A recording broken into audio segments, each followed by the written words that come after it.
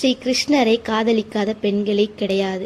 ஸ்ரீ கிருஷ்ணரை காதலித்து தன்னை ஸ்ரீ கிருஷ்ணரின் நாயகியாகவே நினைத்து வாழ்ந்த ஒரு சித்தர் இருந்தார். அவர் யார் தெரியுமா? அவர்தான் நடன கோபால நாயகி சுவாமிகள். இவர் கிபி 1843 மார்கழி மாதம் மிருகசீரிட நட்சத்திரத்தில் இவர் பிறந்தார்.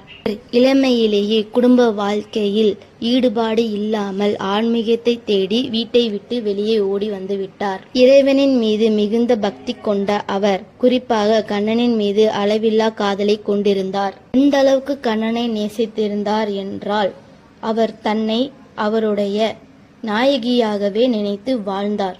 அதனால்தான் அவருக்கு நடன கோபால நாயகி என்ற பெயரும் வந்தது. எளிமையான வாழ்க்கை வாழ்ந்தார் மற்றும் ஆன்மீகத்தை பற்றி மக்களுக்கு சொல்லியும் கொடுத்தார். இந்த வீடியோ உங்களுக்கு பிடிச்சிருக்கு அப்படின்னா ஒரு லைக் போட்டு சேனலை சப்ஸ்கிரைப் பண்ணிக்கோங்க.